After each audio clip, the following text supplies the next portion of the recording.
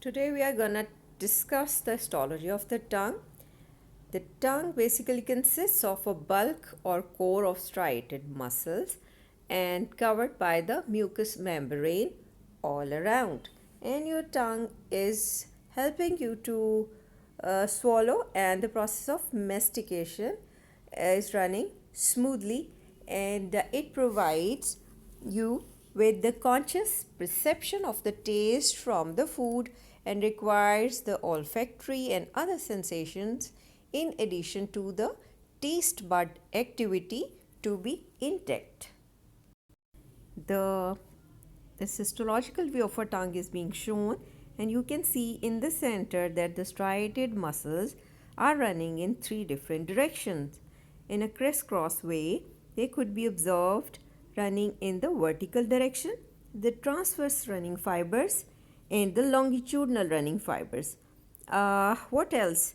I would like to show you that there is the connective tissue in the lamina propria that is running in between the bundles of these skeletal muscles, and this gripping action of the connective tissue being penetrated by the lamina propria, it makes your mucous membrane strongly adherent to the inner core, and the running different direction of the muscle, you would say, that will be allow the high level of mobility of the tongue. Now what next? Tongue has got two surfaces. In sagittal view, you can visualize that there is the dorsal surface or superior surface, and the tongue has got ventral or inferior surface in it. Now you are looking onto the dorsal surface of the tongue. The tongue on its dorsal and ventral surface is covered by the, as I've told you, the mucous membrane and epithelium being stratified squamous, keratinized to partially keratinized on the dorsum of your tongue, and on its inferior surface it has got stratified squamous non-keratinized epithelium.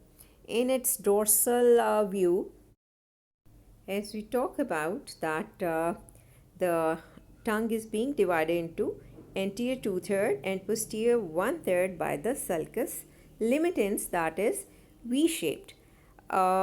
This is anterior 2/3 of the tongue, and this is the posterior 1/3 of the tongue.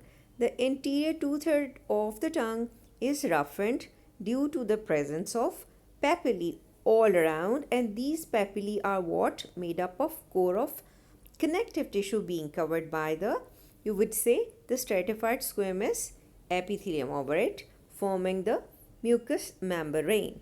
And the posterior 1/3 is showing again the irregularly nodular appearance.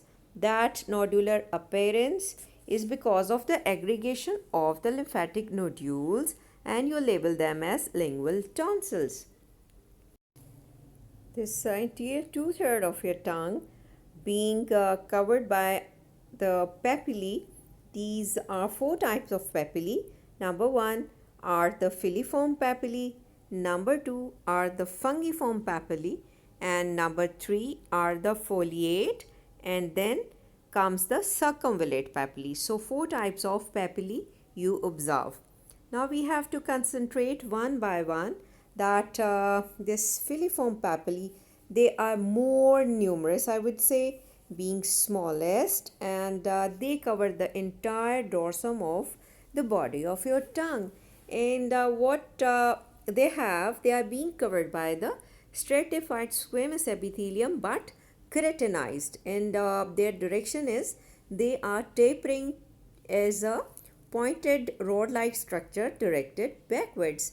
Cylindrical and thin look of these papillae is the reason that they are called as Filiform Papillae. These are the Filiform Papillae which we discussed right now. Now we have to discuss the other variety, that is the Fungiform. These Fungiform Papillae are scattered, you would say, singly in between these Filiform Papillae. They are definitely more abundant, but the placement is they are near the tip of your tongue where you find them the most.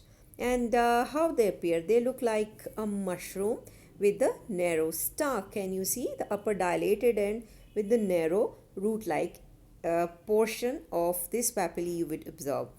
It's being covered by the stratified squamous but non-keratinized epithelium, and you expect taste buds in them. Let me tell you a rule that the papillae which are lined with the stratified squamous non-keratinized epithelium are laden with the taste buds, and the papillae which are showing stratified squamous keratinized epithelium are devoid of the taste buds. Now, the foliate papillae, they are basically well developed in so many mammals, but in human, they are prominent or identifiable when a child is young. Later on, they gradually atrophy due to the, you would say, the aging process. And where they are located, I would like you to show the placement. They are present on the, you would say, the edges of your tongue as the parallel low ridges, you would say, being separated by the deep mucosal furrows, if you can concentrate them running on the sides of the tongue. Now we have to talk about the fourth variety, the circumvelate or velate papillae, or papilla you would say if it is single. They are also showing the large dome-shaped top, and again present where along the you would say V-shaped sulcus terminalis. That sulcus terminalis, it is present, you can see along the. Now we have to talk about the fourth variety, the circumvelate or velate papillae. They are present along the V-shaped sulcus terminalis, and they are almost 8 to 12 in number, it is being said, and they have got the larger dome-shaped top again, and but what special about it, that they have got a deep furrow or trench on its both sides, you would observe. These are the trenches or moth on its both sides, where you can see the taste buds are present, and through their various glandular duct they open up, and their watery secretion coming through them, what they do, they have to flush food material out of the groove, and now the taste buds which they carry can respond to the rapidly changing tasty, you would say, or other tasteful stimuli you receive from the food, and they are being lined by the stratified squamous non-keratinized as a rule, so they carry taste buds in them, and they are the largest among all, and rare one. You find them along the sulcus terminalis if the section is taken at that region. This very diagram, you can see that the dorsum of the tongue is roughened, as we have already discussed, by the presence of various papillae, but the ventral surface of the tongue is smoother, you can observe very well. Now we have to discuss the various glands that we find in the core of, you would say, tongue. There are three types of glands we observe in the tongue, three main groups, you would say. Number one is the anterior lingual glands, number two is the glands of von Zabner, and the mucous glands of root. And what they carry, they are mainly consisting of simple tubular or simple tubulo-acinar variety. Okay, let me talk about the anterior lingual gland. You can see various cut sections. This is a mixed variety, means they are carrying the serous and the mucous glands in them. And where they are located? They are located near the tip of your tongue, being embedded in the muscular core. Their ducts are there to be opened onto the ventral surface of your tongue. Now in this picture, in which you can see the circumvelate papillae, but on its very sides you can see the serous glands. These are the glands of von Abner's. They are purely serous and are located in the region of the circumvelate papillae. As they extend into the muscle, their duct must open into the groove surrounding that circumvelate papillae. Again, I've mentioned that watery secretion of these glands are supposed to wash away the food particles being caught up in this grooves, and they would finally allow the reception of new gustatory stimuli by the taste buds of that very papillae. Now in this picture I have to show you the mucous glands of root. Let me mark them. You can visualize that these mucous glands are being marked by the letter M, and they are purely mucous gland. Where they should lie? They should lie on the posterior one-third of your tongue, near the root of your tongue, you would remember. Their ducts definitely open into the crypts of the lingual tonsil. Now look into a schematic representation of the shape of the various papillae. On the top you can see the filiform papillae being tapering top or end. Then you can visualize the fungiform papillae, which is like mushroom in appearance, carrying the taste buds in it. Then you can observe the circumvelate papillae with the flattened flattened top, but definitely having the trenches on its margins and addresses maximum amount of taste bud in it. Then the foliate papillae like these low ridges like appearance. Now we have to talk about the taste buds. What taste buds are? They are basically the taste receptors meant to perceive the sensation of taste. They are located predominantly on the dorsum of your tongue, and you find them on the soft palate as well, and the epiglottis on its laryngeal surface. What detail we have to mention about it?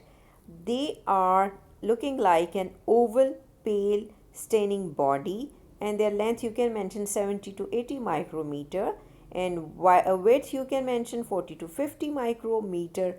Their long axis, if you can concentrate in the circumvelate papillae, that they are extending through the full thickness of the epithelium covering that respected papillae.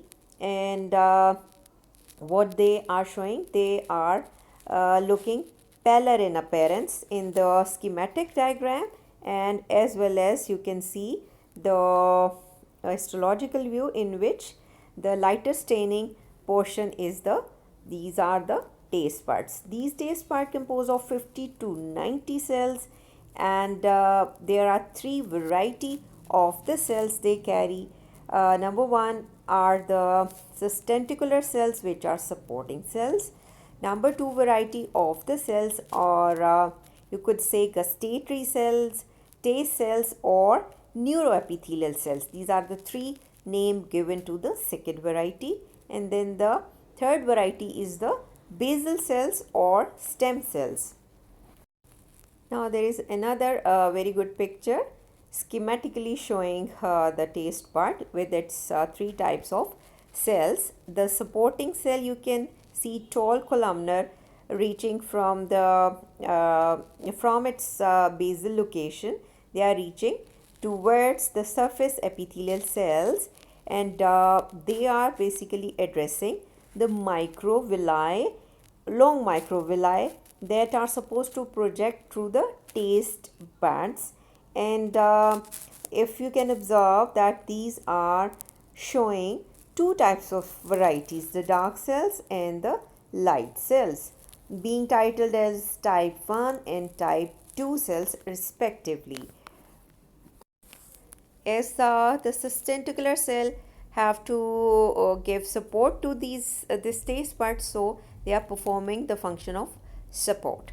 Supporting cells is another name given according to their function. Now you can see that there are sensory cells which we labeled as the neuroepithelial, gustatory or taste cells.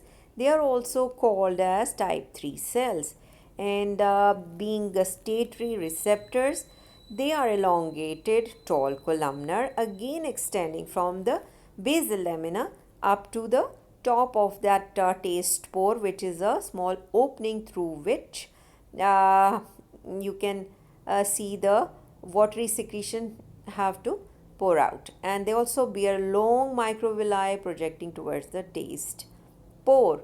And what else?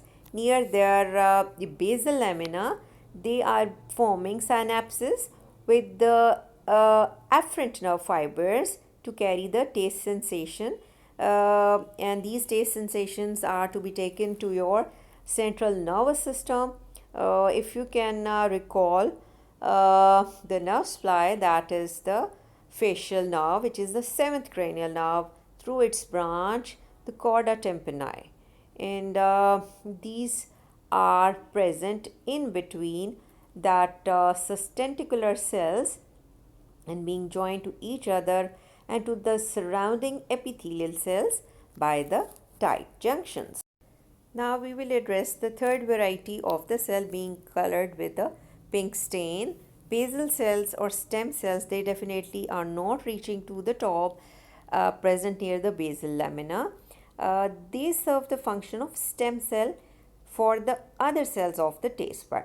They have to divide, they have to differentiate into sustentacular cell as well and the gustatory cells, and to regenerate their own, and their average lifespan is of 10 days. This is how the taste bud appears along with its cellular detail. In this very picture, you can see the taste buds as a pellar body being embedded on the edges of that circumvelate papillae. And the circumvelate papillae or whatsoever, they are being lined with the stratified squamous non-keratinized epithelium.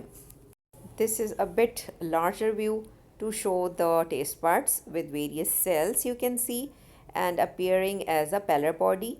Darker stained are the supporting cell, and you can visualize the sensory cells and showing the microvilli towards the taste pore, and the basal cells are also there. And this is the slide in our lab which you have to look for that slide of a tongue. On the dorsal surface of the tongue, you can visualize the fungiform papillae, and having the taste buds as a pellar body, you can observe them. If I can mark it for you, these are the taste buds being embedded in them, and then there is the connective tissue over there, and you can see the muscular element here. So this is the picture you have to visualize in the lab.